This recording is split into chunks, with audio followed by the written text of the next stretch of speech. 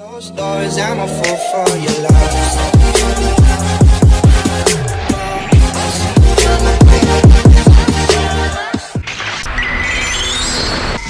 Garis Dreamers di sini, nah kali ini kita akan bahas full summary untuk One Piece di chapter 1079. Jadi pastikan kalian tonton video sampai habis ya, karena One Piece itu tidak masuk akal, tapi akal bisa masuk.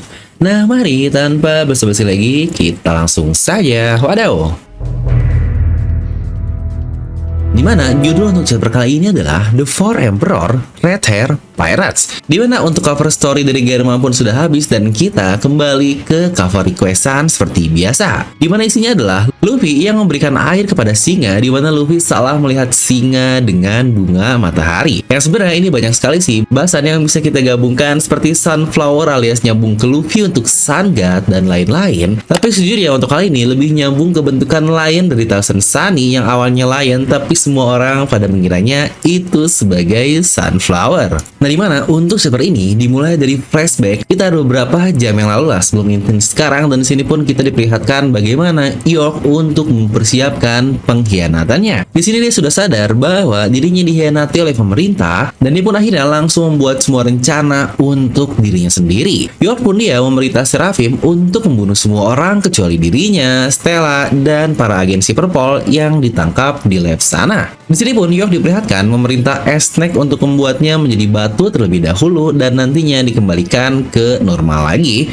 Dan beberapa perintah lain yang tidak diperlihatkan ke kita itu bentukan perintah seperti apa. Yang dari sini sudah terjawab ya beberapa plot hole yang kita bahas di review dan video lain terkait jika York adalah sang impostornya, maka masih ada banyak sekali beberapa plot yang harus diselesaikan dan dijelaskan oleh Oda terkait kejanggalan-kejanggalan yang ada. Ya kalau masih ada beberapa seperti bagaimana dia bisa mematikan Dom padahal sebelumnya dia ada di daerah lokasi, lalu juga terkait perintah dari Seraphim yang masih cukup ambigu dan beberapa lainnya. Yang setidaknya dari sini pun cukup terjawab ya kenapa York akhirnya memerintah para Seraphim untuk membunuh si Pino. Di mana flashback berakhir dan di present time kita diperlihatkan Snake yang sedang terbang ke suatu tempat dan evakuasi di Pulau Egghead sedang terjadi. Yang sini pun bahkan kita diperlihatkan ke bagian lautan luar di dekat Pulau Egghead dan bahkan satu kapal dari Kurohige sedang menuju ke Pulau Egghead. Yang kira-kira siapakah isi dari kru Kurohige ini? Dan inilah dia highlight di chapter ini, terutama bagian Akagami no Jeki yang wah ini mah udah fanboy dari kita semua nih.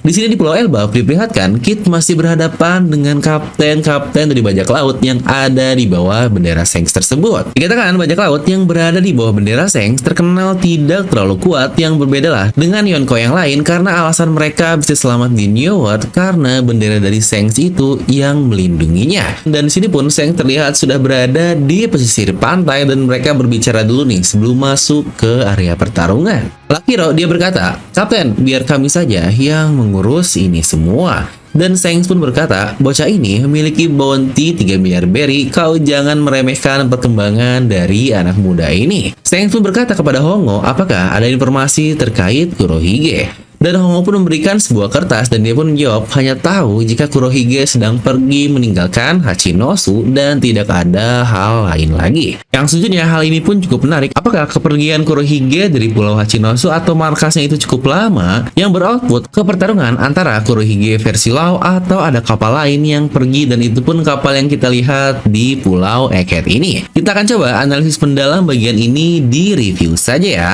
Di sini pun Shanks menjawab, "Saya pikir Kurohige akan muncul di Wano Kuni, tapi ternyata dia tidak datang ke sana."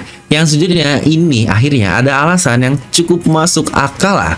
Kenapa Shanks datang ke Wano Kuni bukan cuma buat promosi film Red aja, tapi ternyata dia antisipasi kalau Kurohige juga akan datang ke Wano Kuni. Ya setidaknya biar terkesan gak guna banget lah dia ke Wano, walau di situ dia cuma ngusir Ryokugyo. Dan di sini pun Shanks bertanya kepada Yasop untuk melihat Kid apakah luka dari Wano Kuni masih ada atau sudah benar-benar sembuh. Itu pun sebelum mereka memulai peperangan. Di situ Yasop menjawab, "Mereka sehat walafiat, Kapten." Wah, yang sepertinya dari sini akhirnya Shanks siap melakukan apapun untuk menghajarnya. Bisa-bisanya mereka ngecek dulu sedang luka atau enggak, apakah bakal lebih santai kali ya jika tahu mereka sedang terluka. Aduh, Shanks ini terlalu baik. Dari sini pun kita melihat Kit sedang menyiapkan serangannya ketika Shanks ada di pesisir. Yang Kit pun dia menembakkan serangan laser tersebut yang bernama Denpang, di mana itu adalah salah satu serangan super kuat yang bahkan menjatuhkan Big Mom di Onigashima lalu. Yang ternyata serangan tersebut bahkan menghancurkan seluruh kapal dan mengalahkan kapten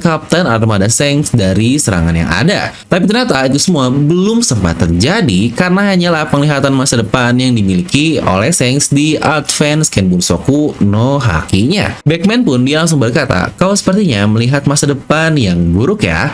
Ini menarik sih, di mana Ben Beckman merespon hal itu yang menurut saya kemungkinan besar dia juga akan sadar atau mungkin bisa juga melakukan penglihatan ke masa depan. Ya setidaknya terkonfirmasi lah ya dari movie Red saat Shanks bilang kepada Katakuri, bukan hanya kau yang bisa melihat masa depan. Di sini Shanks pun langsung memasang wajah yang sangat serius dan terlihat benar-benar marah karena tahu seberapa besar dampak dari satu serangan Kit tersebut. Yang itu pun jika dia biarkan untuk menyerang anak buahnya yang ada. Jadi akhirnya Shanks langsung melompat dengan sangat cepat ke kapal Kit dan dia menyerang mereka dengan satu serangan yaitu Kamusari. Ini pun terlihat di satu double page yang sangat-sangat epic sekali.